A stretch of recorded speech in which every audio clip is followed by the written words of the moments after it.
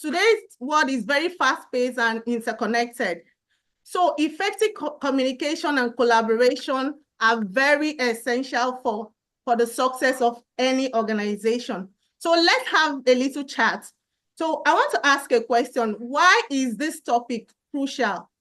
Why is this topic crucial to today's workplace? Please, can we drop on the chat box? Let's just share ideas before we start the session. Good evening, Idris Yaya. Good evening. Thanks for joining us from Agungun, Kebbi State. Thank you very much for joining us. So please, can we just put in the chat box why today's learning session is crucial? The topic today again is strategies for enhancing workplace communication and collaboration. Let's drop our charts, let's drop our ideas, let's drop. So for me, it is crucial because effective communication ensures that everyone is on the same page, thereby reducing misunderstanding and fostering a culture of transparency. While collaboration, on the other hand, brings together diverse perspectives, leading to innovative solutions and a more cohesive team environment. So today we have a brilliant facilitator that will take us through some key strategies that can transform our workplace through effective communication and collaboration. So I want to encourage everyone to bring out your writing materials and get ready to be loaded this evening. But before we start, let's just quickly go over some housekeeping rules. Please, you just feel free to drop your questions in the chat box after the presentation. We'll have a dedicated time to address all our questions. If you also want to speak or contribute, please use the raise hand feature and we will bring you into the conversation. Or you can share your comments and also thoughts in the chat box. So please, we have about 2 hours for this session. Before introducing our facilitator, let us go through our core values, our vision statements, mission statements, cardinal mandates. Then I'll share my screen. So please, I want everyone to just concentrate on my screen so that we'll go through it together. I'll share my screen with all of us now. Please.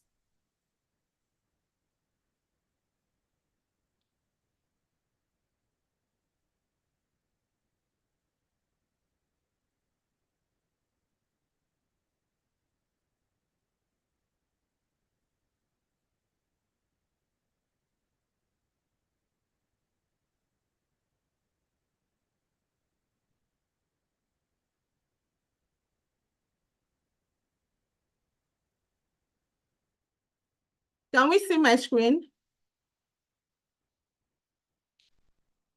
Can we all see my screen?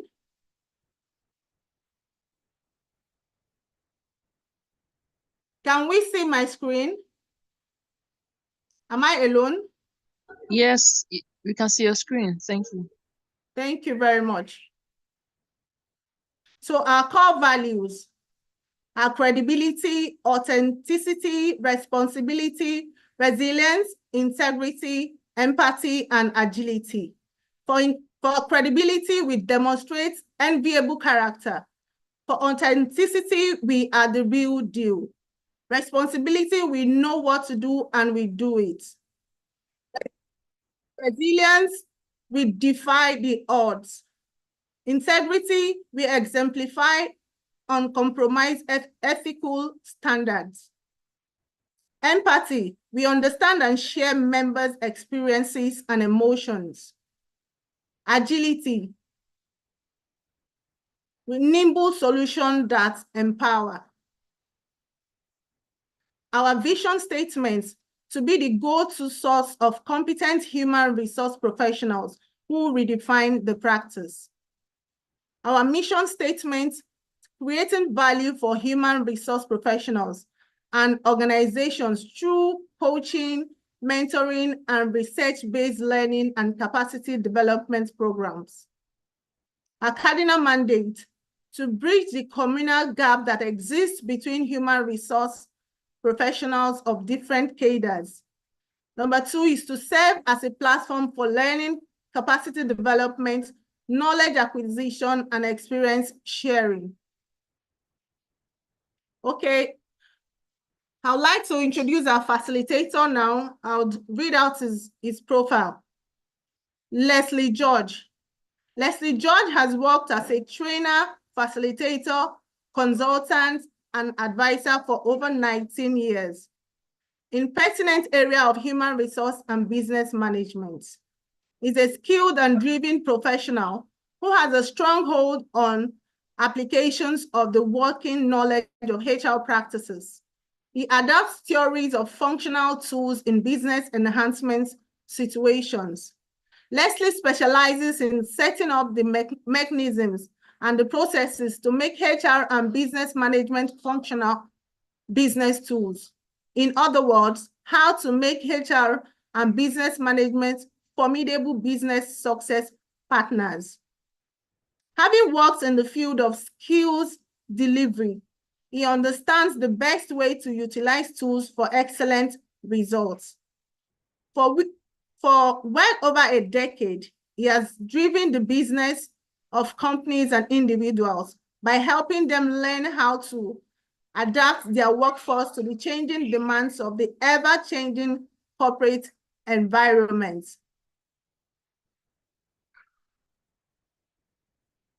Into having worked as a human resource management consultant, he has held the positions of head manpower development and group head human resources, and has offered services including facilitating trainings and advisory for various organizations, including Union Registrars, First Bank, Nigeria Schools Conference, Media International Limited, United States Agency for International Development, Office of Transition Initiative, Access Bank, Federal Government of Nigeria, Nigeria Port Authority, Federal Inland Revenue Service, Nine Mobile, Leadway Assurance, Credit Direct Limited, subsidiary of FCMB, Lafarge, ARM Life, Gas Sonneling Limited, Champion Breweries PLC, Inagbe Resorts, Lag Boss Limited, Keystone Bank, China Europe International Business School, MRS, and Lagos State Government, amongst others. The following are his areas of skills and competence: training, recruitment, performance management, process analysis and development, organization network analysis, personal development, career concerns, group dynamics, efficient management, manpower planning, organization development, workload management, industrial relations, emotional intelligence, business communication, personal effectiveness, leadership, and business management. So please, with a virtual round of applause, can you please welcome Mr. Leslie as the facilitator? Please, a virtual round of applause, please. A virtual round of applause. Let us welcome Leslie with a resounding virtual round of applause. So Leslie, please, can you take the virtual floor? Hello, can you hear me? Can you hear me? Yes, we can. Hello? We can.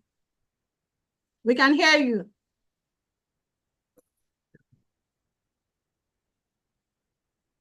Can you hear me? We can hear you. Okay, all right.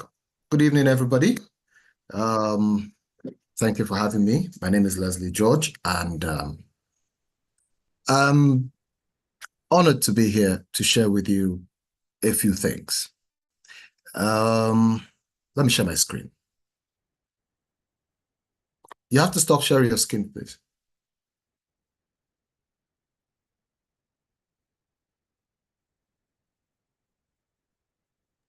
I stopped sharing.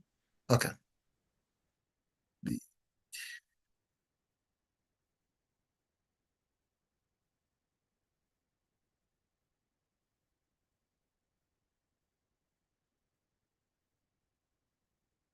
Okay.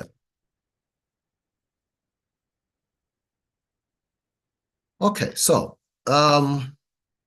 good evening, everybody, once again. I'm trying to get this screen thing to, all right. So good evening, everybody. Thank you once again for having me. It's interesting to be here. It's always an event with AHRP. So we're going to talk about communication. Well, strategies to enhance communication and collaboration within the corporate environment. One of the things that a lot of us do not pay attention to really is the whole concept of communication and collaboration. When we think of communication, a lot of us just think what we say and probably who we talk to and how we talk to. That's basically how we see it. But beyond that and beyond the everyday norm, we're going to dig into it a little. So we have some time. I think I'll be talking for about an hour and a half, an hour, something like that. Am I right? I need to know if I'm right so I can pace myself. Yes, like Okay. an hour, 30 minutes. Okay, all right, cool. Yeah. Okay. So, background, I think she read all that. My profile, that's a snapshot of my profile. Basically, every time I hear it, I'm thinking, is that me? But then this is what I do for a living. My job is basically to help organizations understand what needs to get done, how to get it done, and how to move. That's basically what I do. And I'm going to bring to bear what I've learned in over 2 decades of doing that, of advisory services, consultancy services, of training and learning interventions and all that. So let's get into this. First things first, let me ask a question. When you hear the word communication, I need somebody to tell me what comes to mind. When you hear the word communication, what comes to mind? I need somebody to say something, please.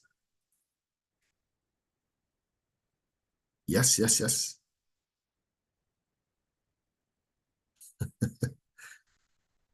Somebody should volunteer. What comes to mind when you hear the word communication? Anybody?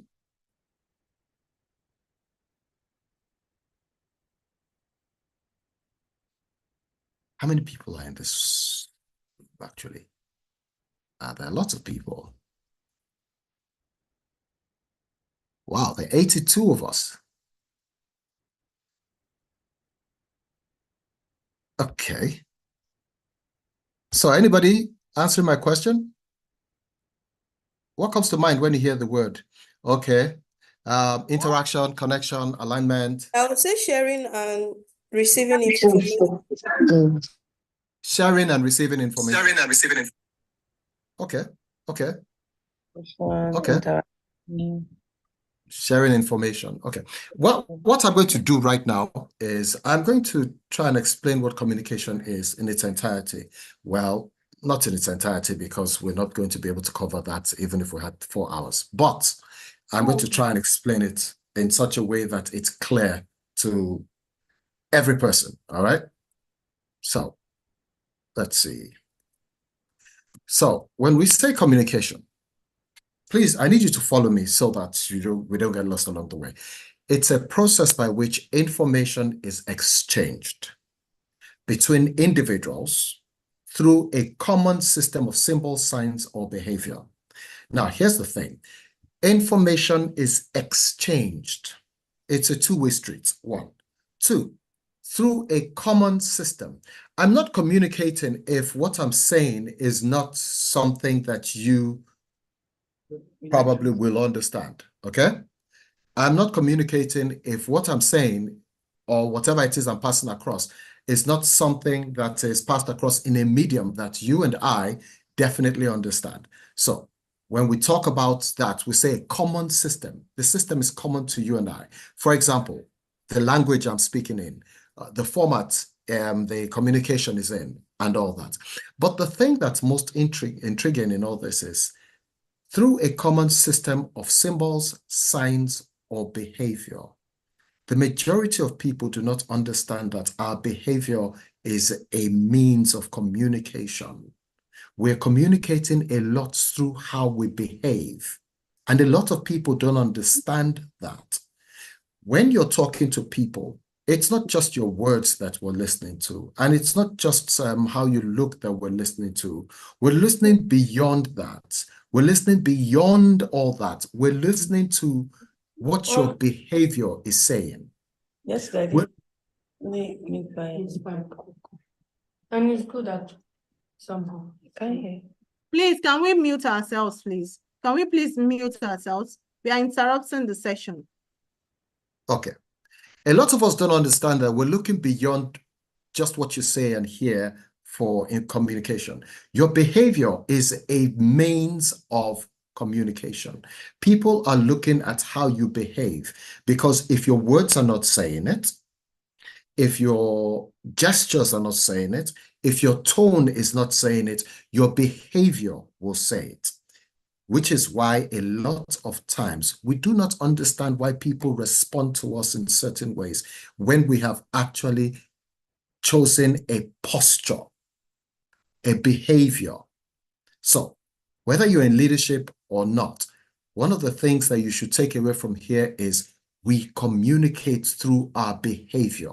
How we behave tells people a lot of things, what they should know about us, how they should feel about us, what they should think about us. So that is important. Take that with you. So it's a process by which information is exchanged between individuals through a common system of symbols, signs, or behavior. In that definition, there's also the insinuation that there's feedback. That's why it says exchanged, not sent, exchanged.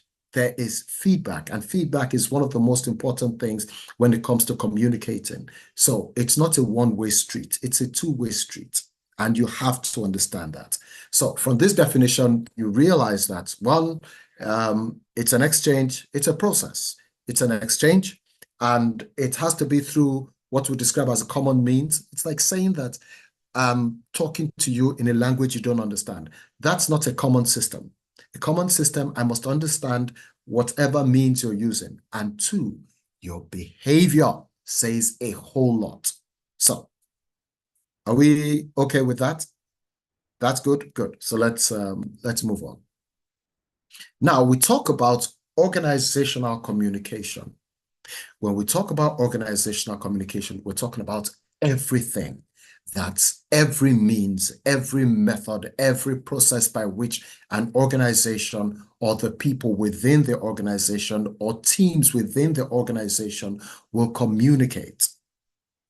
And whatever it is, whatever channel, whatever sub-channels, everything. That's what we mean by organizational communication. So,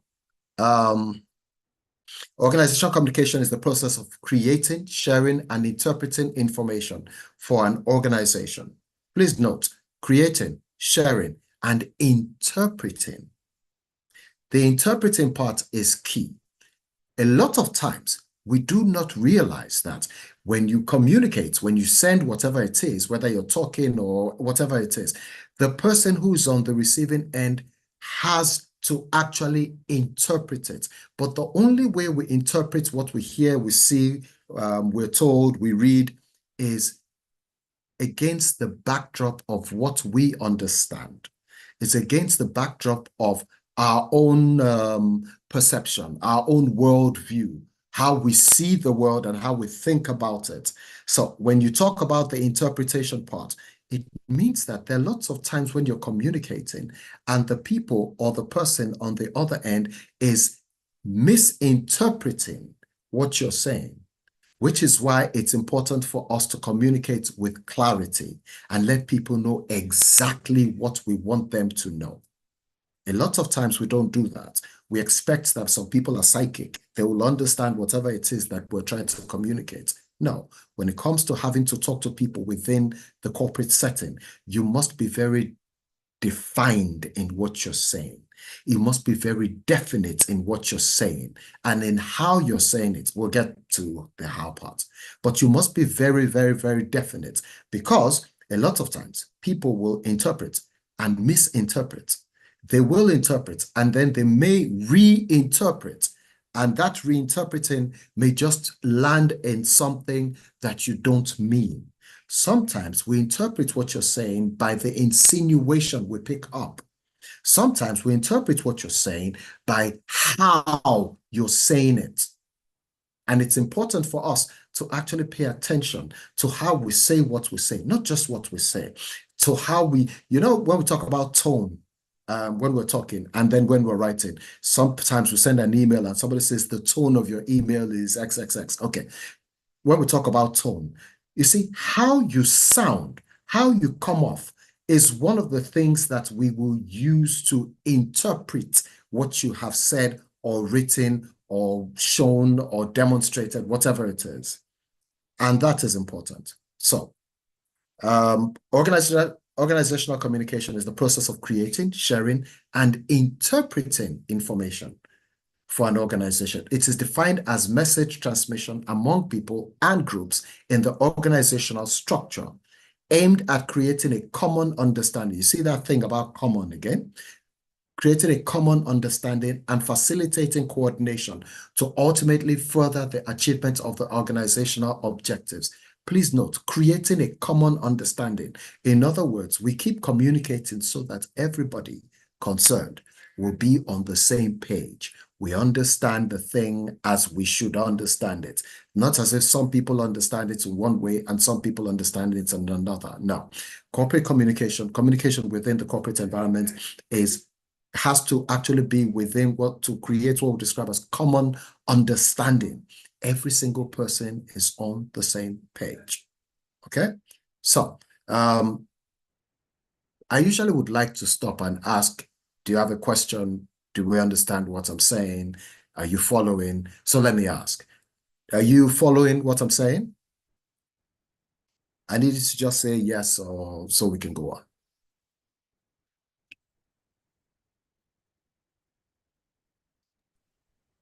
Yes, sir. Okay. All right. Beautiful. Okay. So, I may not be checking your the chat. So if there's something that's on the chat that I should know or respond to, please, Obiageli, please let me know, please. Thank you. All right. So we talk about types of communication within an organization, and this is important. You need to pay attention to this because, like I said, a lot of times we just think it is what we say and what we write, but it goes beyond all that. So first things first, that's what we do. There are two main types of communication.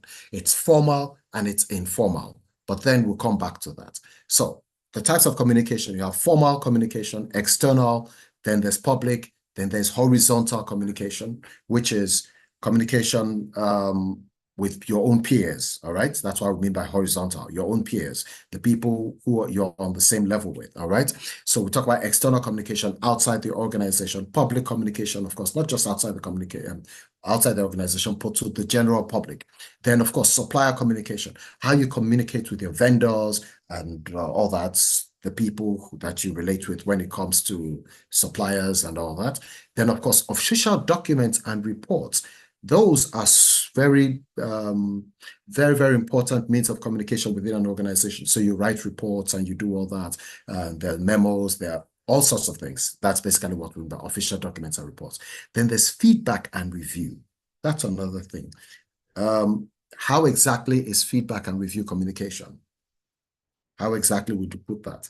It's because we will say whatever it is we need to say, write whatever it is we need to write, make whatever announcements or changes or whatever it is that we need. We've communicated something. Now, feedback is an important part. We need to know what the rest of the organization thinks about what we're saying or what we've said or what we've communicated and all that. And then, of course, reviews. Then symbols and visual communication. All sorts of things. This includes a lot of things. So we'll talk about symbols and visual communication, all sorts of things.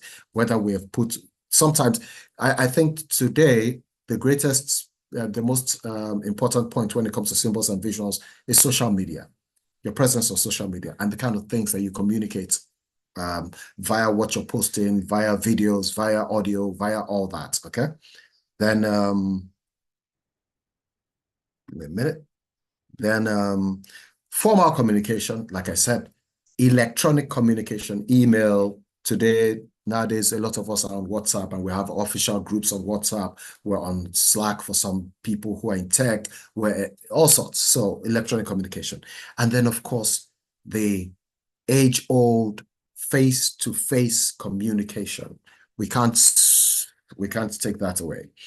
I think the face-to-face communication is usually the problem when we have virtual interactions, because we would like to see and talk to, be in the same room, in the same space with whoever it is we're talking to. A lot of organizations have decided that, look, man, nobody is working remote anymore, come back to the office, because they have realized that in some cases, it is affecting the work dynamics, as in the people we work with. There's a different kind of dynamic when we're together in one place in the same room. And then, of course, there's a different dynamic when it is a virtual thing and all. Face-to-face has its own importance, and you can't fault that.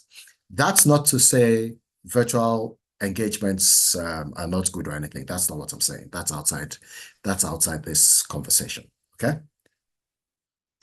So we talked about, I was talking about the types of communication. So there are two main types of organizational, or four main types of organizational communication. There's formal versus informal. Now, formal communication rather, is everything that is within what we describe as the organizational channels of communication. Everything that's within the organizational channels of communication. Now, there are times when you see what we describe as an organogram. The organogram, we have channels of we have organograms that show channels of communication, who you actually can talk to, who you can relate to, who you relate to, whether it's horizontal, whether it's vertical, whether it is diagonal, and whether you're engaging with that person, whether they're dotted lines reporting, whatever it is. So there's formal. Every single thing that is structured, the communication that is structured and it's backed by policies that the organization has set up, that's formal. But then there's informal, everything outside what I've just said now, everything outside structure, everything outside official communication channels and all that. That's informal. Informal would imply a certain kind of, let me say it like this, egalitarian communication. We are on what we describe as equal footing. It's not official. So since it's not official, it means that all the kinds of organizational structure and power structure that tell us what and what's not don't exist when it is informal. But the most important thing about formal versus informal communication is that every single thing that you do, well, I'm going to get there. I will talk about that later, so let me not preempt, okay? So there's formal versus informal. And then, of course, there's internal communication versus external communication. So internal, everything that goes on inside, and then external, the organization engaging with outside, so to speak, whether it's the business environment, whether it is regulators, whether it is whatever it is, outside. So that's basically what we mean by external. Then, of course, verbal and non-verbal.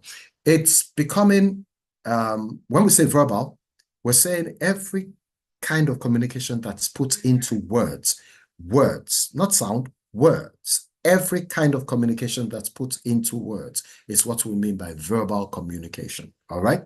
And then, of course, non-verbal are all the different things that are included when we communicate. They are not words. They are gestures. there are gesticulations, there are tone, there's how we sound, there are the nuances of what we say, there are the pace of what we're saying and all that. All those are what we describe as non-verbal. Every single thing, body language, all that, okay? Eye movement, everything that is not put into words when we communicate. That's what we mean by non-verbal.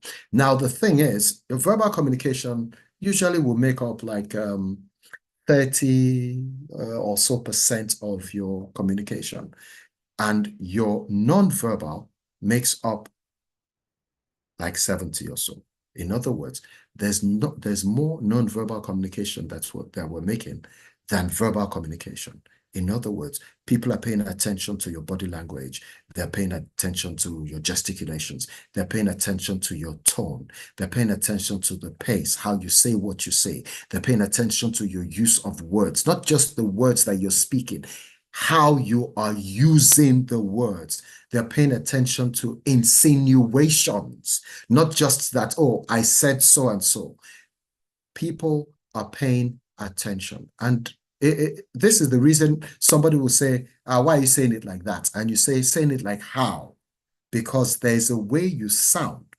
When you want to say something without saying it, there's a way you sound. That's what we describe as the tone, and sometimes your words will create insinuations. So if you don't want a person to know how you really feel, you have to be deliberate about how you say what you say. I need to say that again. If you don't want a person you're talking to know how you really feel, you have to be very deliberate with regards to how you say what you say. Because a lot of times, nonverbal communication is, it's, how do I say this? It is involuntary. A lot of times it's unconscious. We're not conscious when we say it, because a lot of times as people, human beings, we express ourselves without even realizing we're expressing ourselves. We're saying things a lot of people, a lot of times that we don't even realize that we've said, but we don't say them in words. So we must be very conscious when we're talking. The thing with, take for example, eye movement when you're talking, and take eye movements, for example. You do not consciously make eye movements, except you deliberately want a person to know. You don't consciously, it's unconscious. We can tell when a person is lying. We can tell when a person is trying to remember something simply from their eye movement. You're looking right upwards. We can tell, oh, this person is trying to access information. In other words, they're trying to remember something. We can tell when you're lying, looking right, looking left upwards, you're trying to access the creative part of your brain. In other words, you're looking for a lie. Those kind of things, those kind of things. It's left upwards, right upwards, one of the two. Anyway, we can tell. You know why? Because you do not do it consciously. Somebody asks you, how many times have you made this mistake? And you look right upwards. We can tell that, oh, this person is trying to be creative. They're trying to find something to say. That is not the truth. The reason is simple. It's because you can't control that. Which is why when intelligence agencies train their people, they tend to train them on this unconscious things, so that you who is skilled at noticing things like this, you will not see it. A lot of things are unconscious, and all those things are non-verbal, but then they're still unconscious. Then, of course, one-way communication and two-way communication. One-way communication is you passing information to people and saying, well, that is all, I've said it, and you're going away. Like when you send a memo or send an email to the whole organization or whatever it is. It's a one-way communication. It's not a conversation and all that. But two-way is when you send whatever it is you're communicating, somebody is going to come back. Maybe there's feedback or maybe there's response and all that. So these are the four main types of organizational communication: formal and informal, internal and external, verbal, non-verbal, a one-way or two-way communication. But the thing with the formal and informal, it actually covers everything. The formal and informal covers everything. okay? Because you could have internal and external communications that are formal, and then you could have internal and external communications that are informal. Same thing with verbal and non-verbal. They could be formal and informal. In one way or two way could be formal or informal, basically. So the greater dichotomy for communication within an organization is formal and informal communication. Okay? Are you still with me? Are you still with me? Are you following? Or do you? Yes, we are following Okay. you closely. Okay.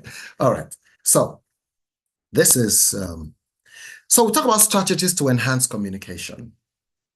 I said that I'm not going to be looking at the charts. So if there's anything that I need to know, please alert me. All right. So when we talk about strategies to enhance communication within an organization, first things first, learn to articulate your thoughts. Let me explain. If you want to talk to people or you want to say something to people, you must first think it in your head well, and not just think the thing, think how you want to say it. That's one. And then think how you want whomever it is you're saying it to understand it. We tend to assume that if we've said something, the person that we're talking to understands it. It's not always like that. You have to do the heavy lifting when it comes to what you say and how you say what you say and how the person that you're talking to or communicating to understands it, which is why you must articulate your thoughts well. Put your thoughts in such a way that if a person is reading what you've written or listening to what you've said, they understand it without having to ask questions. Make it plain, make it straightforward, make it simple. Articulate your thoughts well. Always, that's primary. When you're working with teams or you're working with people within any organization, it's important how you communicate what you communicate. A lot of us come off as brash, come off as rude, come off as unsavory, so to speak, because we don't think of how to articulate what we need other people to hear or understand as regards what we're saying. You need to pay attention to that. Think about it. There's the emotional component of you communicating. You see the emotional component, it is very, very important. How you say what you say can spark different kinds of emotions in the person that you're talking to. And I'm going to deal with that as we go along. All right. So learn to articulate your thoughts. 2, how we say what we say is important. Now, a lot of us don't care. We don't care whose ox is God. We just say whatever it is we're thinking. That's what I'm thinking. I say, did I lie? No, you did not lie. But you shouldn't have said that thing the way you have said it. You know that you can actually tell a person that their mother is crazy, but there's a way you can say it that the person will laugh about it instead of fight you. What we mean by that is there is a way to say even the worst things. You have to learn how to say it, how to use, the word would be, what word would I use now? How to be tactful when you talk. It's important because it affects the people that you're dealing with. The times when people don't like you simply because of how you talk to them.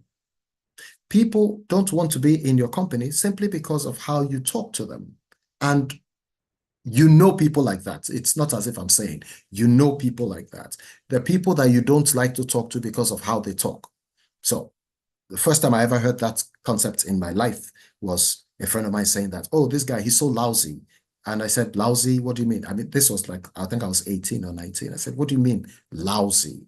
Because I've always understood lousy as behavior. And she said, no, said how he talks. And it struck me that, oh, you can be lousy as regards behavior, and you can be lousy as regards how you talk. You must learn how to articulate properly because it is important how you say what you say. Okay? Then, of course, everything is first informal before they're formalized. Let me say it like this, and let me try and give you an example. You want to introduce an initiative within your organization. You think about it, you've come up with it, you have put it down, you've planned it. Now you have to find people to talk to, people, maybe people on your level, maybe people above you to talk to so that you can get buy-in, right? Do you know that the first thing you do is not send anybody an email? You don't send emails. You talk to people. It's informal, the communications that you will hold. It's always informal. Oh, look at what I'm thinking. I'm thinking this would be a great, and then the person's going to say, okay, cool. Let's see now. Let's see what it looks like and all that. Every single thing, initiative, policy, law, whatever it is within an organization, every single one is first informal before it is formalized. Now, what does that tell you? That tells you that you must become a master of the informal communication. You must know how to talk to people, how to engage people outside the confines of organizational structures. You must know how that is done, because that is the most important thing when we're trying to get buy-in or when we're trying to connect with people. If you do not know how to engage on an informal level, you're going to have issues, a lot of issues. When we talk about organizational politics and all the dynamics that go into the power structure and the power movements within organizations, it is first informal.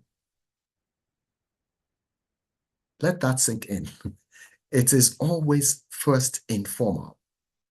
So you must be able to relate and engage with people on an informal level. You must know how that is done. You must know how to say, can we talk about this? Maybe we'll talk about it over lunch or whatever it is, even outside the office setting, so that you can get them to talk to you the way you can get them to think. If you're sending emails, it's already too late. By the time you start to send emails, certain things would have actually been planted.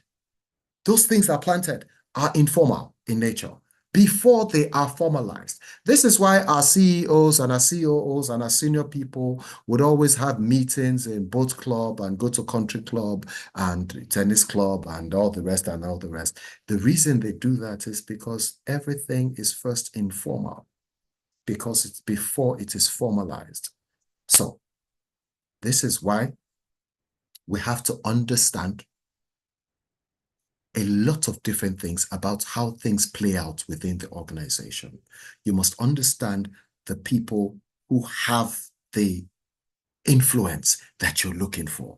You must know how, let me use the word power. You must know how power is structured within your organization, where power resides, who holds power, and how it is distributed within the organizational structure for you to know how to deal when it comes to formal and informal communication.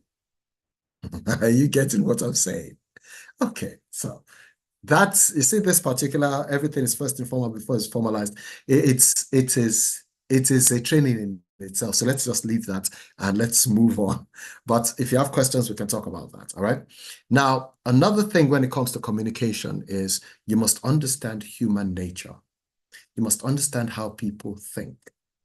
You must understand how people think. Now, the thing is, people think pretty much the same way. But when people are within the corporate environment, the way they think is not what they're going to show you. They will not say what they're thinking, because you can't actually just tell everybody how you're thinking. Within the office setting, you can't do that. So you have to understand that certain things will elicit certain responses. but you may not see those responses. So you must understand what we describe as human nature. What are the things that generally will make a person feel like they've been insulted? What is the thing generally that will make a person feel like, oh, okay, he paid me a compliment. It's actually a compliment. What are those things that will make it comfortable for a person to relate with you, engage with you, talk with you? What are the things that are put-offs for some people when they are engaging with other people?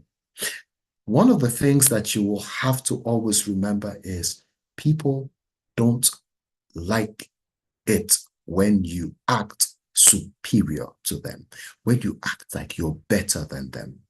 People do not like it. Well, when I get to the last one, I'll talk about that. I'll talk about that when I get to the last point, number 6. Understand human nature, right? Then you must build relationships, because relationships are the connectors. Relationships are the conduits through which we get done what we need to get done within the organization. Those relationships must be firmly entrenched within the informal means of communication before they are formalized. So when I say build relationships, you must have the capacity, you must understand how to build, maintain, sustain, and utilize relationships. You heard me say utilize, right? Okay. It's sounding Machiavellian when I say utilize relationships. It's like using people, but that's not what it means, and I'm going to explain. You must learn to build, maintain, that is, we're keeping it in good state of repair, sustain, keeping it alive, and then utilize relationships. Every relationship that you have in this world, not just in the organization, is functional. Every relationship you have is for a particular function. A lot of people don't understand this concept, and when you say it, they are arguing. Every relationship you have is functional. It's supposed to do something. It's even something as complex as the marriage relationship.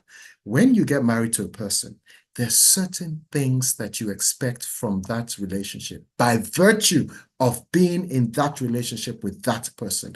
If you don't see those things, that relationship starts to lose its meaning, starts to lose its value. Every person that is your friend, there is something you expect from that relationship, just as there's something they expect from the relationship, by virtue of the fact that the two of you share that relationship. Relationships are functional. If it's not doing what it is supposed to do, the relationship starts to lose its savor, it starts to lose its value, and we don't want it anymore. Build relationships. Know how to build them, maintain them, sustain them, and know when they become useful. There's some people that I know that maybe a year or so, I haven't said anything to them, I haven't called them and all that. But when I call them, we pick up from wherever it is we left off. You know why? Because we understand the nature of our relationship and what it demands. We understand that. There are people that every time you call them, there's a friend of mine, every time I call him, he will go, oh, you remember me today, Abby? Because we understand why we have that relationship, and it does for us what it is meant to do. The day it stops to do it, the relationship is gone. A lot of relationships are premised on certain things. Those things, if they don't exist anymore, the relationship will not exist anymore. It's just that simple. It's not complicated.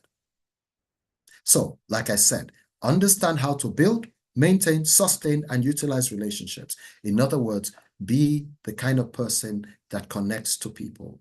Be the kind of person who engages. I think it was yesterday. Was it yesterday? I was talking to somebody who was telling me that he said some people within his organization sabotaged him. Let me use the term sabotaged him. And I'm thinking, When they behave like that, they're telling you how they think about you or what they think of you or how they feel about you.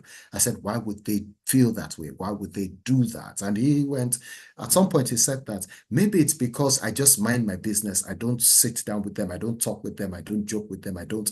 And I said, that's the problem. That's right there is the problem. That is the problem, because they see you as a person who believes himself to be superior to them. You're not our friend. We don't like you.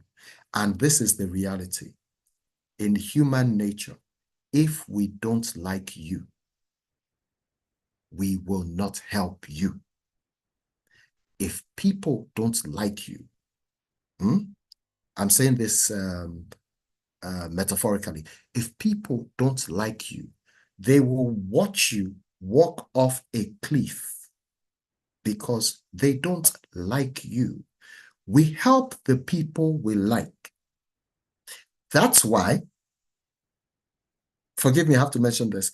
That's why when Jesus was talking, Jesus said, if you help the people that are helping you, if you help the people that you like, say, what gain is there? Is that he said the people who are evil do the same thing, because it's human nature to like the people we like, to help the people we like, to support the people that we like. It's human nature.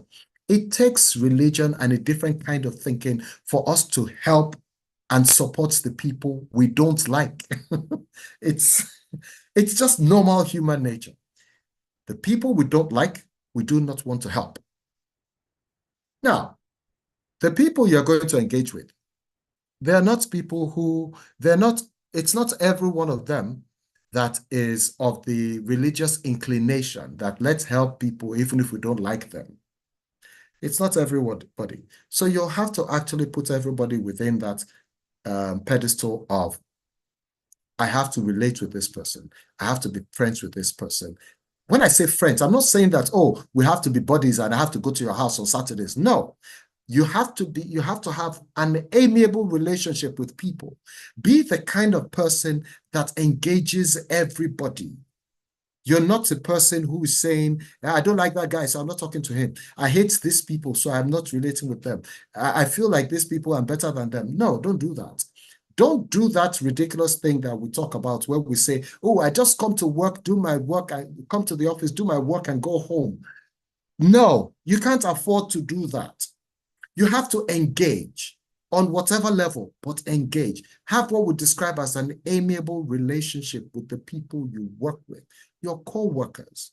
If you are a person who has people reporting to you, you need to have a very good relationship with your subordinates. Do you know why you need to have a very good relationship with your subordinates? Because your subordinates are the ones who hold your results. The higher you go up any corporate ladder, the more supervisory your role becomes. If your role is supervisory, it means that you're not hands-on anymore. If you're not hands-on anymore, it means that your job is to supervise the people who are actually doing, who are hands-on. You see those people who are hands-on, that's where your results are. But check out why it is a good thing for you to have a good relationship with them. Because for them to destroy you, for them to completely ruin you, they don't have to do anything amazing or awesome and all that. All they have to do is not do their job well, and you have a problem. That's all they have to do, not do their job well, and you have a problem. It's easy to ruin you if you're a leader. All they have to do is simply not do their job well. That's all. And you are in trouble. That's why we say that if people don't like you, they will watch you walk off a cliff and not bother themselves. They will not bat an eyelid. Why? Because they don't like you. Be the kind of person that if you are in a situation, in a problem situation, people will rally around you. Be that kind of person that people want to help. People want to be in your circle. Be that kind of person. Do not alienate people, because the more you alienate people, the more difficult it is for you to collaborate effectively with anybody within the organization in which you are alienating people. Okay, so are we good? Are we following? I need to know if we're following. And if you need me to slow down, or if you need me to repeat something. We are following bumper to bumper. Okay. All right. So this is strategies to enhance communication. I just told you. Besides the fact that you know what you're doing, besides the fact that you're competent, you're skilled, besides all that, this is what you need to pay attention to. Okay? You need to pay attention to this. It's important. All right. So we start to talk about collaboration. We start to talk about collaboration. Every time you hear the term collaboration, we hear it a lot. Take, for example, musical artists, you hear they'll say it's a collabo. Or what exactly is a collabo? Okay? But what's the difference between cooperation and collaboration? What exactly is the difference between cooperation and collaboration? A lot of times we cooperate so we can actually achieve individual goals. Okay, that's basically how we see that. When we're cooperating, it's there's something I want, there's something you want. Okay, if we cooperate, we'll get what we want and everybody will go home. But when we collaborate, we have one goal, the same goal, because our benefits come from achieving that one goal. My benefits, your benefits will come from achieving that one goal. That's what we mean when we talk about collaborating. So within organizations, when we collaborate, we have one goal. One. Unlike the cooperating when there's something I want and then there's something else you want, but if we work together, we'll each get what we want. That is cooperation. But in collaboration, we have the same goal. All right? So let's talk about that. Collaboration is in the workplace is working together with one or more people to complete a project or task or develop ideas or processes. In a workplace setting, the people who are collaborating must communicate clearly and share knowledge effectively. Please note, we talk about communication here too, because you cannot collaborate without effective communication strategies. It's not going to work. All right. So collaboration in the workplace is working together with one or more people to complete a project or task or develop ideas or processes. The same goal. The same goal. Which is why it's always very interesting when you see one unit or team or department within an organization that silos itself, alienates itself from the rest. And then you will say, oh, we need information for so and so and so. And they refuse to give it to you. And then you say, oh, we need to do X, Y, Z. And they refuse and they will delay and waste your time. And they're thinking that they're doing something to you, forgetting that we all have the same goal. Anybody who's sabotaging you, sabotaging your work, needlessly delaying your work, is sabotaging the organization. We don't realize that. We think it is a personal, individual thing that we're doing, but we're not, because we all have the same goal. If you're standing in my way of achieving the goals that the organization has set for me, you're standing in the way of the organization that we both work for. That's why a lot of people don't understand it. That's why you see silos within organizations. They don't understand how this thing works. They're thinking that they're being mean to you. They're not being mean to you. They're not being mean to you. I'm sure some of you would have actually experienced this thing where, oh, you need to get back to a client and there's one particular department or team or unit that is just taking their time and delaying you and just showing themselves to be powerful in that regard. And they don't realize that it's the client that they are doing this against. It's the organization that they're doing this against. It's not the individual. When a person comes to you and says, oh, I need that information on so and so for my projects, for the project I'm working on, and then you say, come next week. Meanwhile, you can give it to the person. You see that thing you're doing, you're sabotaging your own organization. That's what you're doing. A lot of people don't understand that. They're thinking that's a personal thing. It's never personal. The organization is one entity with one goal. One goal. Let that sink in. for all of you who practice that kind of thing. Anyway, so collaboration in the workplace is working together with one or more people to complete a project or task or develop ideas or processes. In a workplace setting, the people who are collaborating must communicate clearly and share knowledge effectively. All right?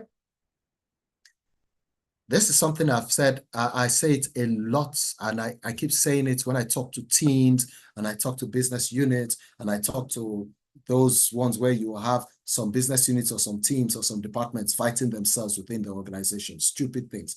Collaboration extends your reach. Collaboration extends your reach. It expands your capacity with regards to what you can get done, with regards to what you can achieve. Collaboration extends your reach. If you don't remember anything when I talk about collaboration, remember this. That is why it's important for us to collaborate. It extends your reach. All right? So, 4 types of collaboration styles. We have 4 types of collaboration styles. Actually, there are a lot more, but I just thought, no, let's not waste our time here. But these are the key ones. These are the key ones, okay? These are the key ones. These are the ones that are key. So the first style, collaboration style, is communication-oriented collaboration. This style emphasizes effective communication among team members. That's what it emphasizes. Now, it involves open sharing of ideas, opinions, and information. Teams with this style tend to prioritize discussions, meetings, and regular updates. The goal is to ensure everyone is informed and aligned, which fosters a sense of transparency and inclusivity. The team or unit, business unit, that adopts the communication-oriented collaboration will pay attention to everybody has to be on the same page. Everybody has to be on the same page. Everybody needs to understand this thing as it should be understood. So they're going to have regular updates. They're going to have regular meetings and sit down and say, okay, so what's going on? What are you doing? Okay, they want to know if there's a misalignment somewhere because they need to make sure that there are no misalignments, because there's some kind of misalignments that if you don't find them in time or identify them in time, by the time you spend a week, a month, 2 months, 3 months, and then discover them, you have already derailed. So that's one type of collaboration. Well, it's a collaboration style, all right? So communication-oriented. Then there's task-oriented collaboration. In this style, collaboration revolves around achieving specific tasks, goals, or projects. Team members focus on their individual responsibilities and contribute their expertise to complete the assigned task. So what we do with this task-oriented is everybody has a task. Everybody has his or her own task.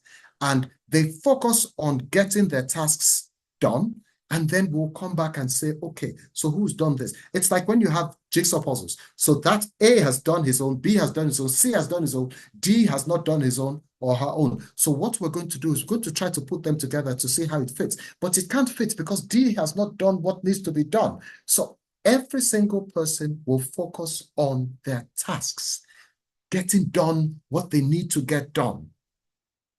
That's what we mean when we talk about the task-oriented collaboration, all right? So we're collaborating, but there's something I'm supposed to do. I have to do that thing before we come back to say, okay, so where are we? If I have not done it, there is a problem, okay? So 4 types, but 2 we've looked at: communication-oriented collaboration, task-oriented collaboration, all right? Then, of course, there's network-oriented collaboration. This one is network-oriented collaboration emphasizes building and leveraging professional relationships within and outside the organization. There are times when people will call me and say, look, I'm working on a project and so is doing so and it is being so, and I'm working with them, but I'm not in the organization. Do you understand? I'm not in their organization, but I am working with them. I'm lending my expertise to them who are doing whatever it is they're doing. So this guy is my person. He and I are actually collaborating to make sure that the part of what he has to get done is done as it should be done. You get what I'm saying? So a lot of times, Let me read that. This style involves connecting with individuals across different departments, teams, and even external partners. The goal is to tap into diverse expertise, gather varied perspectives, and facilitate knowledge sharing. This style is particularly useful in fostering innovation and accessing a broader pool of resources. All right, that's network-oriented collaboration. And then we have community-oriented collaboration. This style focuses on creating a sense of community and shared purpose within the workplace. It involves building a positive and supportive team culture where members collaborate based on shared values and a sense of belonging. This collaboration style enhances employee engagement, teamwork, and overall well-being. Community-oriented collaboration is often seen in organizations that prioritize employee satisfaction and a strong organizational structure or culture, rather. All right. So 4 types of collaboration styles. You've seen that and all. At the end of this whole thing, I'm going to send you the slides. So those of you who want to look at it again, you can look at it. Okay. So are we good? You're still with me? Are you still with me? Yes, yes, yes. Okay. So after that, we have types of collaborators in the workplace. When we say types of collaborators in the workplace, we have types of collaborators. In other words, when you have a team of people collaborating on a particular project, you have different types of collaborators. A lot of times, we don't pay attention to it. And you may just be one of these people, so we don't pay attention to it a lot of times, but that's basically what happens. So first we have the drivers, the leaders of the group. Drivers are goal-focused and assertive leaders who proactively push teams with urgency. They are the ones that are getting things done. They set the fire under you so that you move. They push teams with urgency. They excel in tasks that require decisiveness and thrive when given leadership roles and opportunities for direct communication. Some of you will recognize yourself as drivers when you are on a team of collaborators, all right? Then, of course, we have the analysts, the thinkers of the group. Those are the people that are sitting down and say, no, that doesn't sound right. They're the ones that are analyzing what's going on. Those ones, okay? So, analysts are meticulous, logical thinkers who excel in data analysis and research. Supporting their collaboration involves clear objectives, structured communication, and tasks that leverage their detail-oriented approach. That's the analyst, okay? So you have the drivers, then you have the analysts, okay, when it comes to collaboration. Then, of course, you have the connectors, the glue that holds the team together. Connectors excel in building relationships and enhancing team cohesion through interpersonal skills. Supporting their collaboration involves team building activities, networking opportunities, and recognition of their role in fostering camaraderie. Relationships. So your connectors are those people that are creating relationships that are holding the team together. You must have seen this thing on some teams or some project teams and all that, where some people have issues and all that. They go to talk to one person. So I have issues with Michael Oku, for example. I will go and talk to somebody and say, Michael is doing one thing. Michael himself will go to talk to that same person I'm going to talk to. Do you know why? Because we both recognize that person as a connector. There's some people like that within work groups that are the center. They hold everybody together. They are what we describe as the glue that holds the team together. And like I said, some of you will recognize yourselves in this kind of, in this description. And then, of course, we have the innovators, the visionaries that improve processes and products. Innovators are imaginative creators who thrive on pushing boundaries, brainstorming, and coming up with new ideas to support their collaboration style. To support their collaboration style, they offer resources for experimentation, platforms for idea sharing, and opportunities for collaborative brainstorming. Now, I just mentioned 4. I said they're drivers. What is the other one? Drivers, analysts, connectors and innovators. When you have collaborators within a work group or within a project group or within a team or within what we describe as what do you call the team?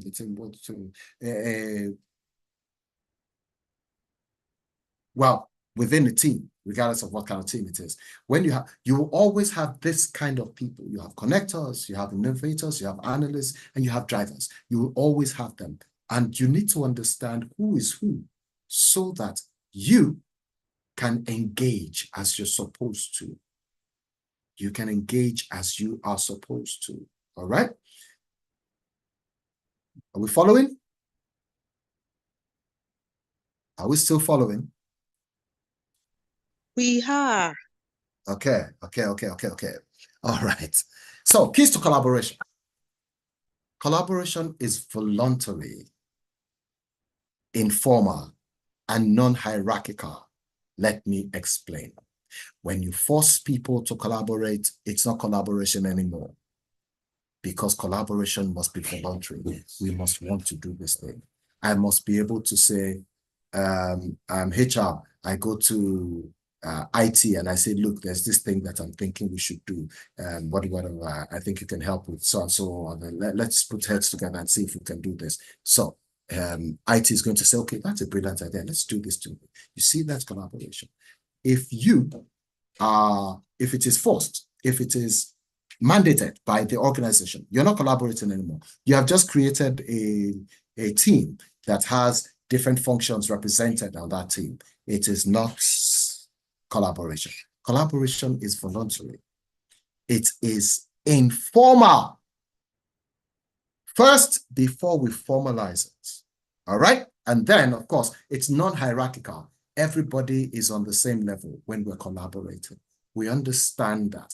That is why if you have a team or a project team or a team of collaborators, it's necessary for us to be non-hierarchical. You know why? So that I can point out the nonsense that you're doing and have it corrected. You're not going to throw your weight around of I'm a boss, I'm senior and all that. We must be able to talk to people and make inquiries and engage in such a way that we're not afraid to say what needs to be said. That's a problem for a lot of people, which is why collaboration a lot of times won't work, because somebody sees what is wrong, but he can't say it. Why? Because now gatoka. Okay? It's a problem in itself. So that's why we say it's non-hierarchical. You want it to work, let it be non-hierarchical. You want it to work, let it be informal. You want it to work, let it be voluntary. Nobody's going to be forced to it. You can't force anybody. You shouldn't force anybody. Not if you can't. You can force anybody to anything. But you shouldn't. Because if it's voluntary, then you get the best out of anybody that is involved. All right? So, keys to collaboration. Collaboration is voluntary, informal, and non-hierarchical. 2, participants. Every single person that's collaborating together, every single person must have their own defined goal. In other words, the task that they're supposed to achieve.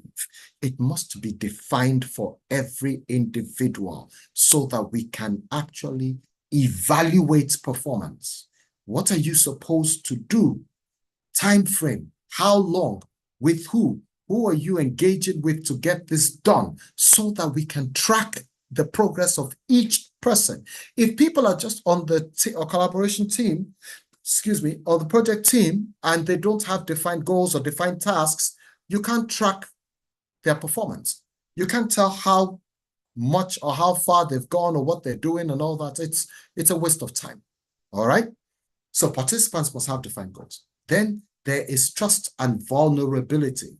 There's trust. But when I say vulnerability, it's not that thing you guys like to say, you should be vulnerable. That's not what it means. Vulnerability in this sense is we know what your weaknesses are. We must know what your weaknesses are and what your strengths are. Because if we know your weaknesses, what your weaknesses are, we know how to support you. We know what help or support or aid to offer you so that you can do your work. That's what we mean by vulnerability. We must know your, what's the word? where your gaps exist, so we know what to fill and how to fill it and when to fill it. Okay? So that's what we mean when we say vulnerability in this regard. And then, of course, we have shared vision. Remember what I said about cooperation and collaboration? Collaboration is we have the same vision, we have the same goal, the same vision, the same goal, so that we always arrive at the same point, the same point. All right? Then, of course, we must embrace candor and conflict. We must embrace candor and conflict. Remember when I said that one of the reasons why we should be non-hierarchical is so that we can engage. For example, somebody is doing something that they shouldn't be doing or missing out or getting it wrong. We should be able to address that. That's why we must embrace candor. Speak as you should speak. Say the truth. Say what should be said. And then we must embrace candor and conflict. But when we engage or when we encounter conflict, we must know how to resolve conflict. We must know how to resolve conflict, but we must embrace it. Let whoever it is say what needs to be said as it should be said. We shouldn't start to paint our words, trying not to say it. I'll give an example of what I mean. Not as if we should not be civil anymore. That's not what I mean. Take, for example, I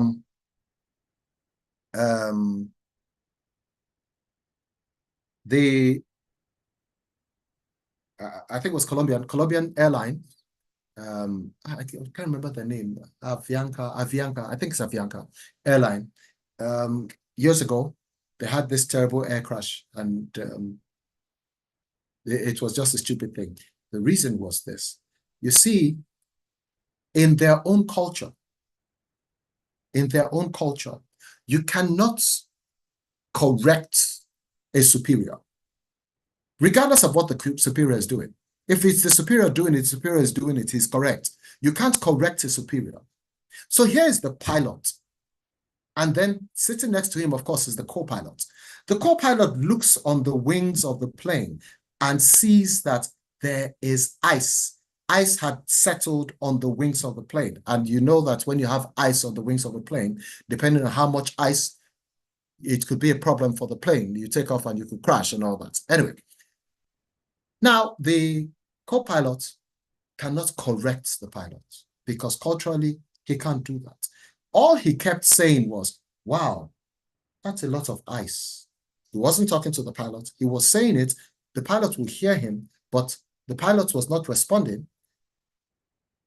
He was saying it so that the pilot will hear him. So he kept repeating it. Wow, that's a lot of ice. Wow, look at the ice on the wings. He kept repeating it because he cannot actually speak candidly. He cannot say, we need to do something about that. We can't take off, because the pilot was actually initiating takeoff. And he was saying this thing, saying it because he could not address his superior, telling his superior that his superior was doing something wrong. That's what I mean. That's why we need non-hierarchical structures, quotes, within a collaboration team, so that we can say what needs to be said, and nobody's going to show you any kind of vindictiveness. Nobody's going to hold you to it and say, hey, you're talking to me like that. Oh, so you think I don't know what I'm doing? No, that's not going to happen. If you want collaboration to work, it must be non-hierarchical. Anybody that's on that thing must know that, look, we will say what needs to be said, and we shouldn't be afraid of any kind of backlash. Then, of course, you must have what you describe as the necessary capability mix.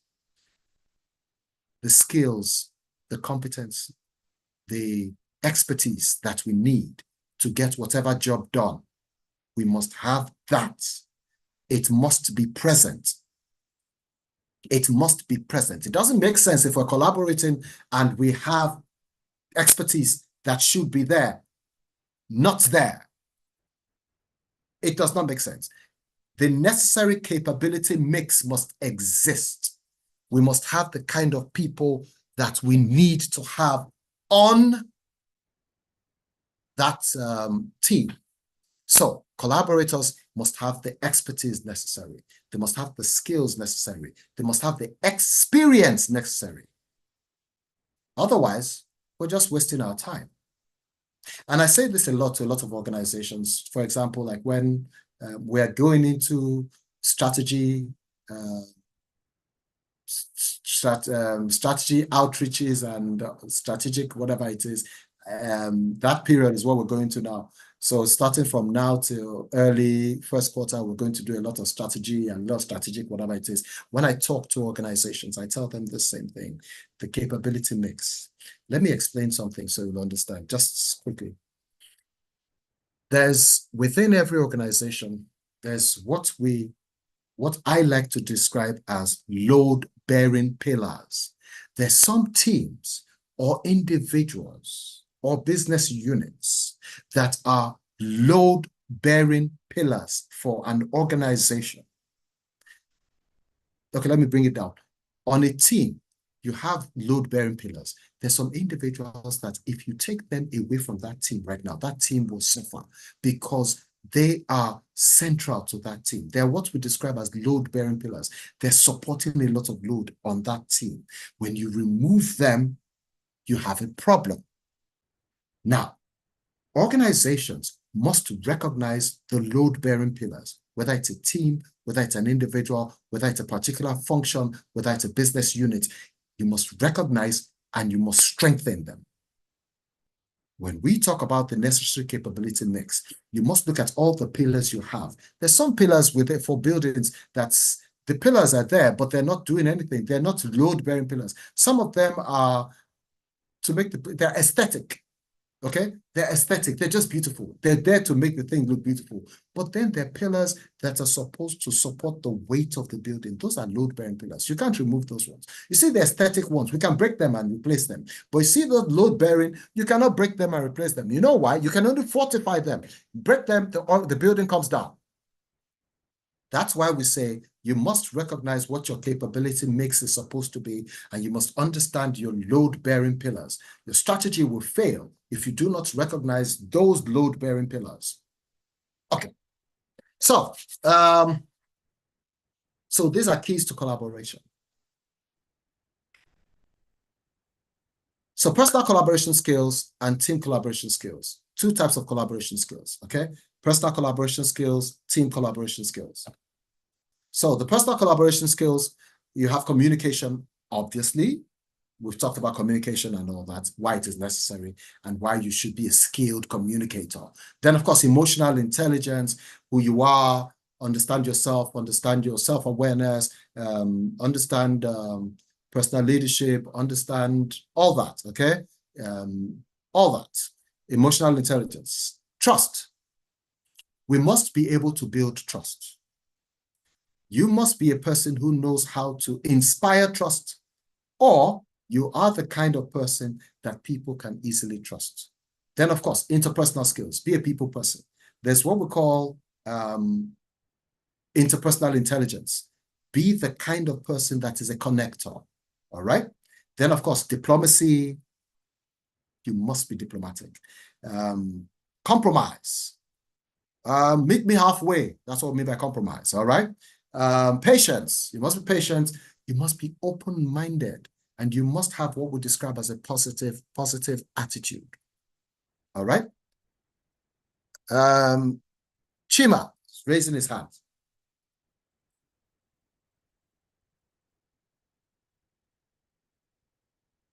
Yeah, you want to say something?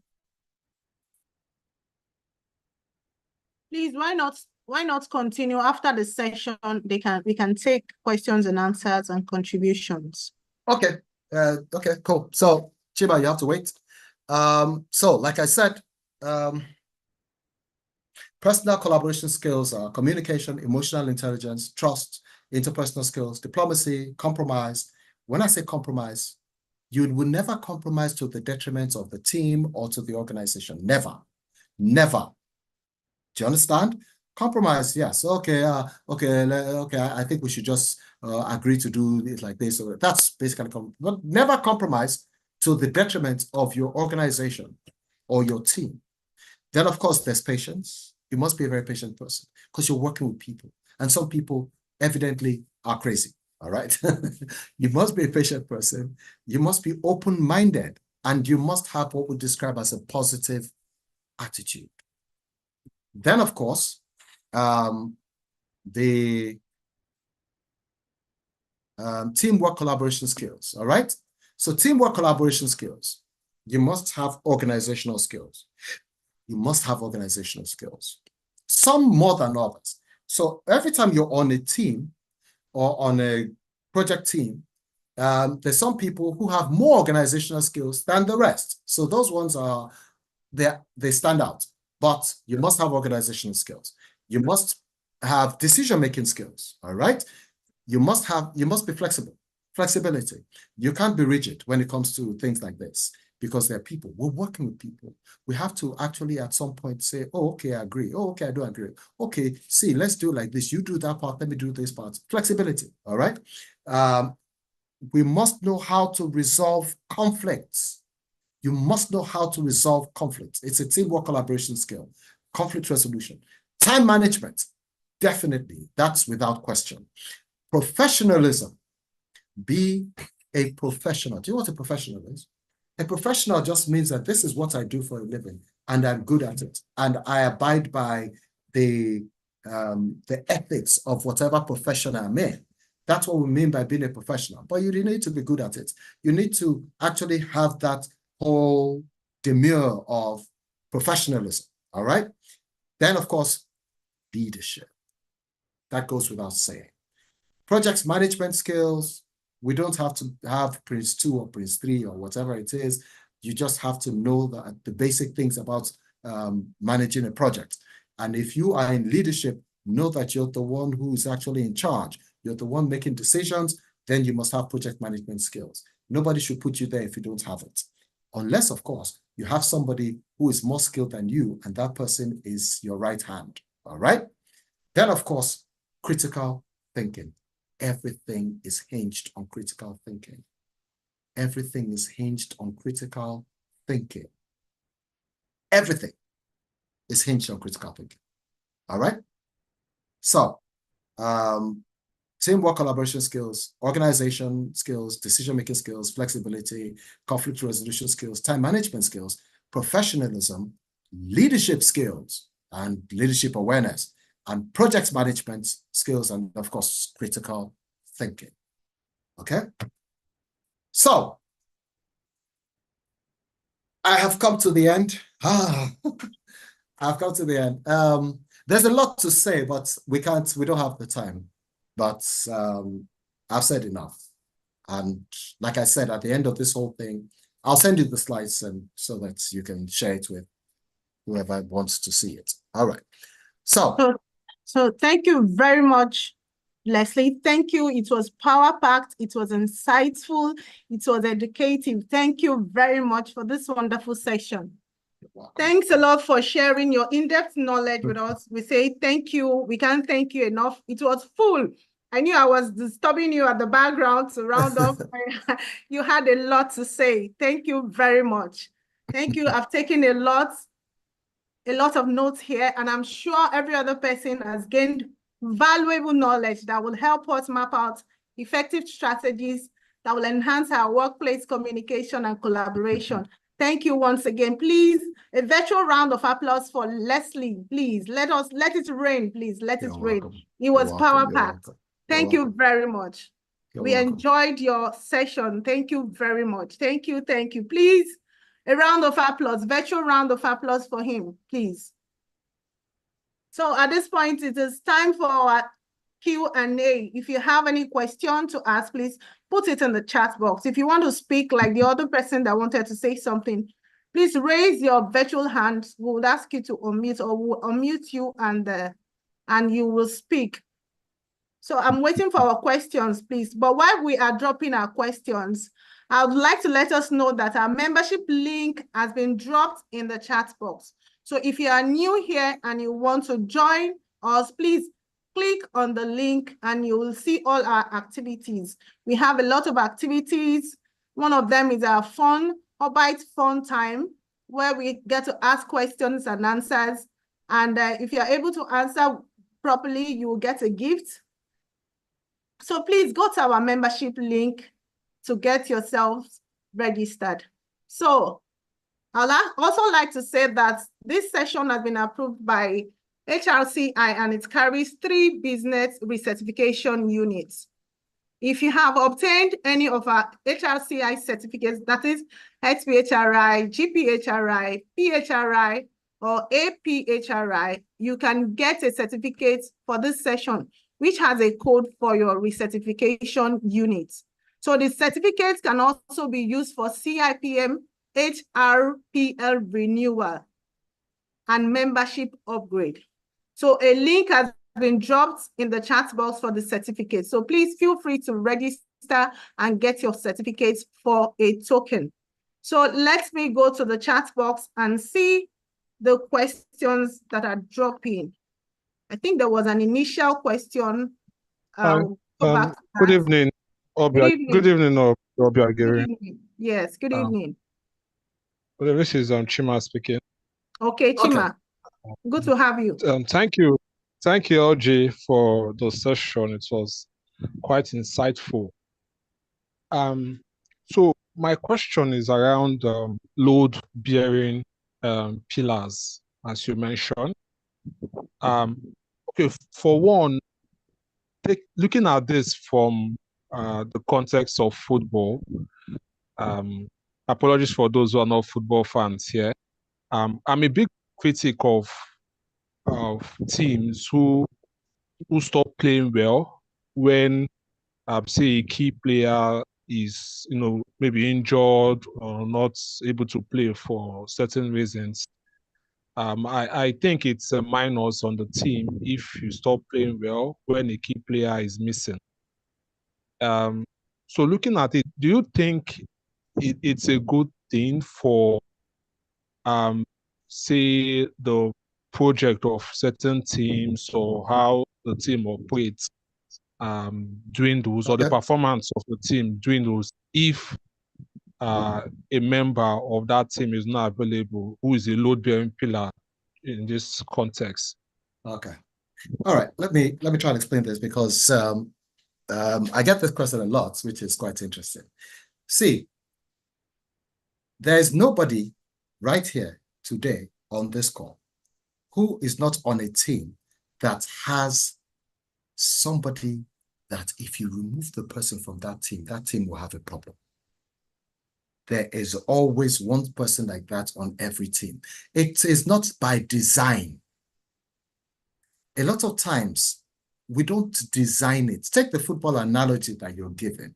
If there's somebody that is amazing, all you need to do is just give him the ball, he will score the goal. There's no coach that is going to start to waste his time. Look, just pass him the ball. That's basically how they're thinking it. Do you understand? But at the same time, they are telling themselves that if this guy has an injury, what do we do? That's the reasonable thinking coach. He has to actually ask the question, if this guy has an injury, what do we do? But within organizations, you will always have somebody who excels, who does more than everybody else. You know, that 80-20 rule thing we like to say, which is not always true, but let's say that. Now, there are some people who are doing more than the rest. You see those people, it's not because the team lead or their manager or their supervisor says, no, this person must do everything. No, it's because they realize that this guy is doing exceptionally. And it happens like that. So what do you do if you are a leader that realizes that there's somebody on your team that everything seems to revolve around because he's so good at what he does? You're going to ask the question, what happens if this person is not here? What happens if this person wakes up one morning and says, I not do again? What happens? Do you understand? And you have to think about that, and you have to put things in place. You have to actually come up with strategies that allow you to not suffer if that person is not there. But you see that person, as long as that person is there, we're going to maximize our use. And at the same time, if we can't find somebody else, we're going to replicate that person so that we don't just have one star performer, we have several. That's basically how that should work. A lot of leaders don't think too much in that regard. They just say, oh, this works, let's keep using it. And then we have a problem, and then there's a problem with that person, and then we have a problem. No, You always have to ask that question. What happens if this person is not here? What do we do? What are our alternatives? Okay, that's basically that. Thank you very much. I think we have 2 more persons that raised their hand. The other person is Oluwafunmilola Adedeji. Please, can you unmute yourself if you are hearing me? Oluwafunmilola. I can hear you. Good evening. Okay. Hello. Good evening, Leslie. I don't have any Hi. questions to ask, but I just want to commend you. You are too much. Like, let me just say it like that, because usually when you Thank drop you. messages on the group chat, I ensure that I read it, even if I've missed all the other Thank you very much. communications and all that. Thank You you. delivered excellently, I must say. And Thank you. I'm going to come to your personal DM very soon. No problem. Thank you very much. Thank you very much for Thank you. an excellent delivery. Thank you. Yeah. Thank you very much. Thank you. We have another person, Ogene Kewe. Please unmute yourself and talk. All right, good evening. Good evening. Good evening. Hi. Good evening, sir. All right. Okay, so I have 2 questions actually. Talking about the communication parts and where you talked about building relationships, talked about informal and formal. Okay, so my question is, how do you handle an employee actually like a subordinate that you've tried to draw closer despite all attempts to do that? It's been it's been proven abortive, okay? And this employee is just like, I really can't explain. I don't know if you kind of get a picture of what I'm trying to say. I understand what you're saying. Yes. And then talking about the collaboration part, okay, so where we have like a project and this employee is actually capable, like she's actually a good hand, okay? And then she is, it's kind of an intentional effort to sabotage your work, and she would willfully turn down being involved in projects whereby you're asking her, even voluntarily, and like you can't force them for you to get good results and for you to really get them entirely committed into it so that you can get outstanding results. So we can't force them into that.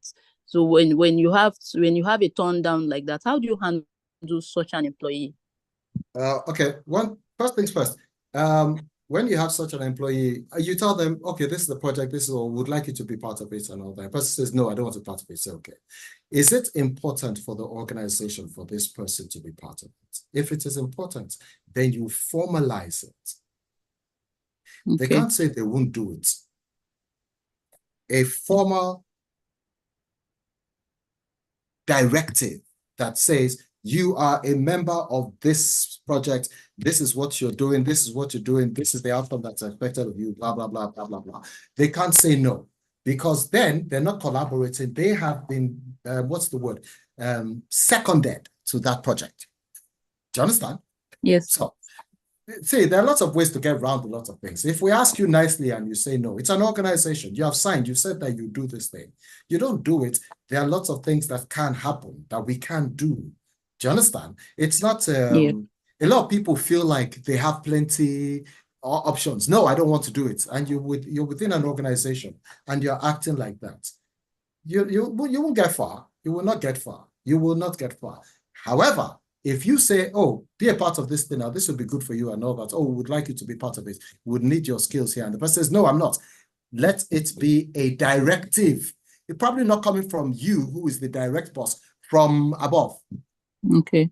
So that there's nothing they can do about it. And if they try to sabotage it, then we will go and visit our disciplinary matrix to see what we can do about that.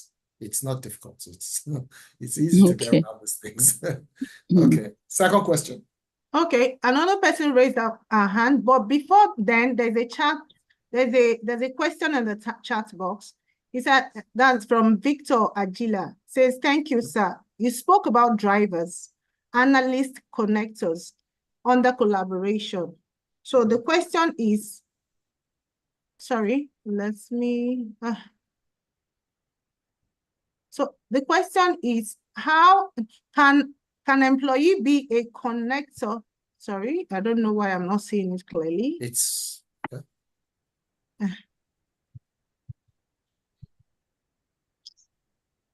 I don't know if anybody can The see question them. is, can an employee be a Okay. connector and an analyst at the same time? Has the Yes. employee moved Yes. upwards on the career ladder? Can this change as well? Yes. Thank you You very can much. actually be you can be more than one. You can be a driver, you can be an innovator. You can be more than one. And as you go higher up, because the thing with drivers are usually in leadership position. Drivers are usually leaders. Do you understand? So you can be more than one. And as you go higher up the corporate ladder, it changes. You're more driver, innovator than anything else. Basically, yes, you're correct. You can be more than one. Okay, thank you very much. So let me call on Elizabeth Ajiboye. Elizabeth, please unmute yourself. Thank you. Good Hello. evening, everyone. Good evening. George. Yeah, I have two questions. The first one, I'm going to cite a scenario to bring out my question so that you understand my question. I once had two bosses, and there's the director of HR and the director of finance. And I remember there was a time I had a program to run, so the GMD of the company approved the bill, the budget, over the weekend. And immediately I called the director of finance that, look, my budget has been approved by the GMD of the company. And he said, okay, I'll check it. So the director of HR as well saw the email and sent it to me that, oh, this has been approved. So we were happy. So getting to work on Monday, I was expecting funds to be released. So I didn't get it until 12 o'clock. So I had to go back to the head office and confirm what happened. And the director of finance said, oh, I didn't see the mail. So he said, okay, can I see the proof of the approval? So I went back to my mail. Unfortunately, we couldn't find it anymore. So it was a talk of argument between us. I called you. So it became a disagreement between two elements. They were like, but we told you, the director said, no, I didn't see it. So I told my director, no, that's never support that. So I went back to the director of finance, one-on-one. Because when you were talking, during your presentation, you were talking about there are some communication that does not need to be formalized before you formalize it. Yes. So I went back to the man and I said, sir, when I entered the office, the first thing I could do was, because I needed the budget to be released. So the first thing I do was just to marry him at that moment, like, cajole him, look at his suit, and I say, oh my God, your suit is so just beautiful. Naturally, it's what he doesn't smile. He hardly smiles. I said, this is a good mood. I said, oh my God, sure, this is madam that bought this food for you. So, surprisingly, I just see a smile. I saw a smile in his face, and I said, yes, you have entered my stronghold. So the next thing was, I'm here. So he started calling me my pet name that used to call me in the office. And I said, fine, this is good. So he said, okay, I said, fine, but, I called you on Saturday that this budget has been approved. And unfortunately, I get here. I go to the office. I couldn't find the mail. So he laughed. And then he laughed. I was like, what happened, sir? He said, well, I didn't see the mail when you called me. I said, but sir, you told me that you were in front of your system that you will see it. And you called me back, you said you've seen it. He said, no, maybe it's another mail. See, today I don't know how the mail got deleted. The next thing he told me was, why don't you discuss before you send it to the GMD to approve? You HR, you always why is that and that? At that moment, I have to just bow to you and say, oh, Grammy, you're my boss now. You can't allow me to fail on this project. So at that moment, he said, don't worry. And naturally, I know we don't get approval for funds on Monday. It's not possible. Do you know this man, this director, talked to me of how to write the mail, send it to him, copy my director, copy GM and said, don't worry, before 2 o'clock, she will get the fund back. And honestly, I got the money. So we need to know how to do communication sometimes. And the next thing he told me was, next time before you send anything, fund, see me first. Let's talk about it before it goes. He has let you know. Yes, that's number one. My number two question is that I also have another book. This man, when you want to talk to him, at the moment he starts talking, he will tell you, I know what you want to say. I just know what you want to say. It will fly. It will fly. He will not even allow you to, land whatever you want to say. He tells you, I know what to say. Just go and fix it. Just go and, deliver the result. And that's the end. He can tell you to work out. So most times I have to just wait maybe over the weekend or in the evening, I calling him. Sometimes I have to go to his office and say, my boss, you can't be doing this. Your tie is sweet. Your suit is shiny. Just to allow that. So my question is, how do we handle this kind of communication? Because sometimes you might have a boss that is not in town or is far away from you. How do we handle this kind of thing without being cajoling them to do what they are needed? It's one of the most disturbing things in corporate anywhere, not just Nigeria. Don't think it's a Nigerian thing. Corporate anywhere in this world. It's one of the things that you see. You see, the first person you talked about, director of finance and all that, what he's telling you is this. You're coming to me about budget, and you did not tell me first. You did not come to talk to me. You did not come to ask my counsel or whatever. That's what he's saying. In other words, you see the relationships that we have within the organizational structure. Those relationships are what help us move. Do you know what influence means? Influence actually means, it comes from the Latin word, which means to be able to move unhindered, unrestricted. So when we say that within the organization you have influence, it means that within that organization, you can actually move unhindered, no restrictions, no obstacles. And the only way you can create that kind of influence is when you build relationships. Informal relationships help you get things done. Do not assume that it's his job, he should do it. It's not going to happen. He can decide that he's not going to do it, and you will not be able to do anything about it. You have to understand that people, a lot of people, are egotistical. They're very proud, and they want you to acknowledge them. And if you don't acknowledge them, you have a problem, because then they will make it your problem. So what do? Create relationships. Be the kind of person that engage with every person that is on that corporate ladder. Be the kind of person that they know and you know them, to the point where once in a while you pick up your phone and you just say, our guy just said to greet you. How's it going today? End of story. Nothing. There's nothing you're asking them. You're just connecting. They remember you. They know you. So the day they need you or the day you need them, you can just call them up. That's why we talk about building, maintaining, sustaining, and knowing when to use relationships. That's where it comes from. You must understand the power structure within your organization. You must know where power is distributed. You must know the people who hold power, and you must understand the people that can use it against you. So that's basically what I have to say. There's a lot to be said. We can chat later about this. Okay? Thank you so much, sir. You're welcome.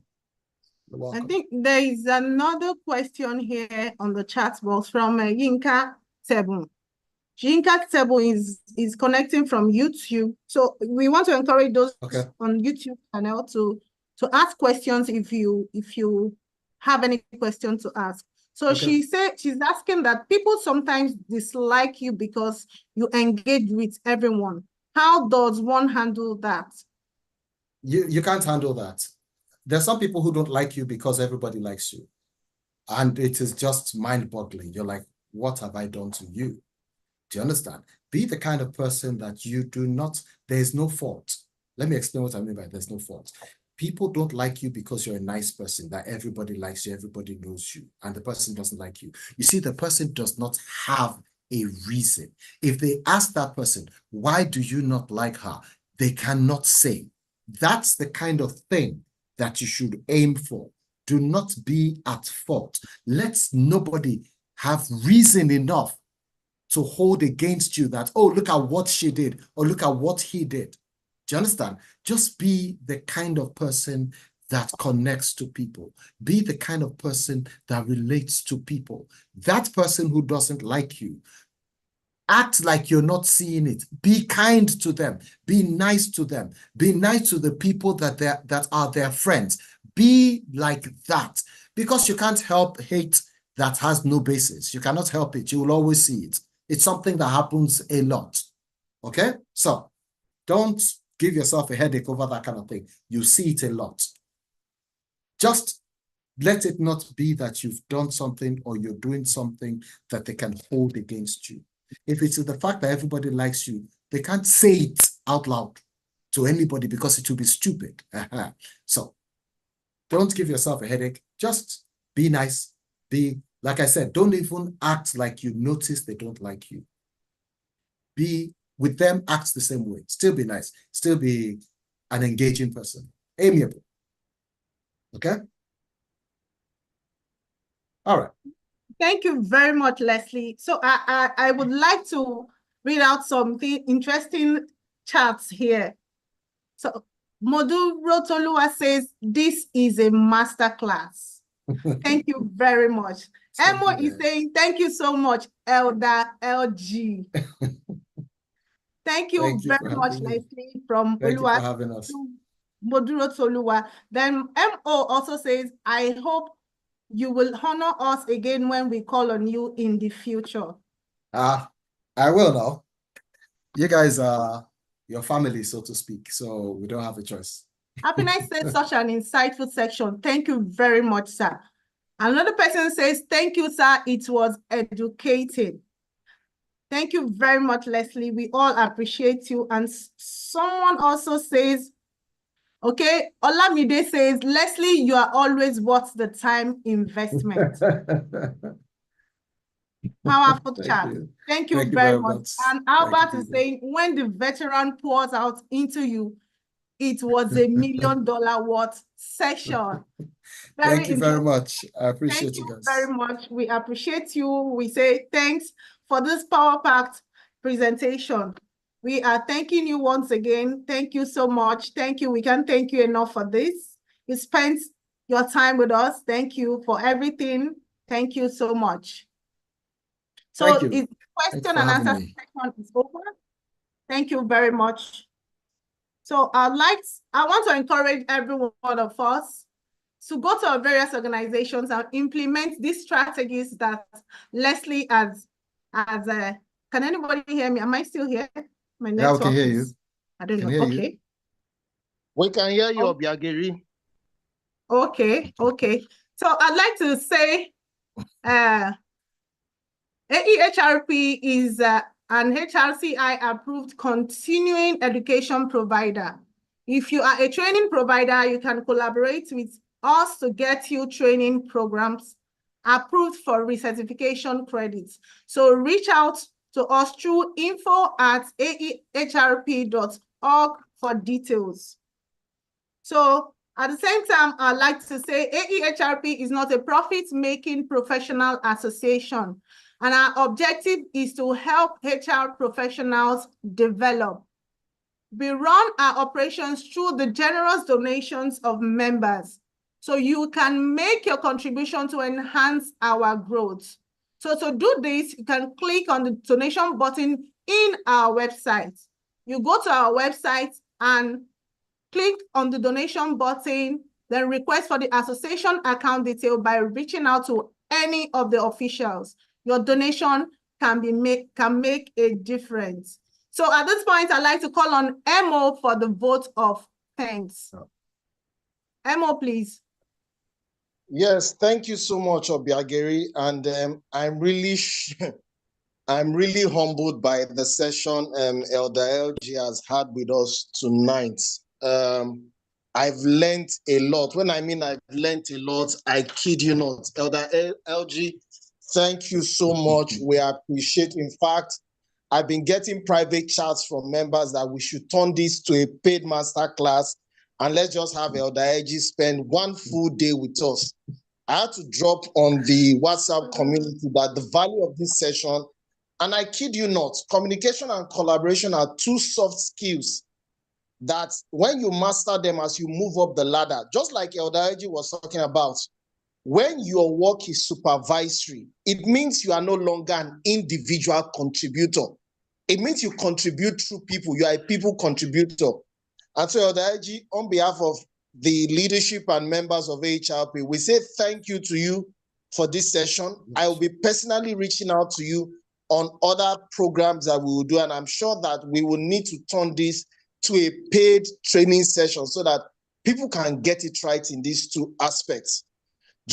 Just a couple of announcements as well. We are starting the Imagine CHRO Academy next year for our members who have already clocked 10 to 15 years experience and they want to transition into CHRO roles, HR director roles.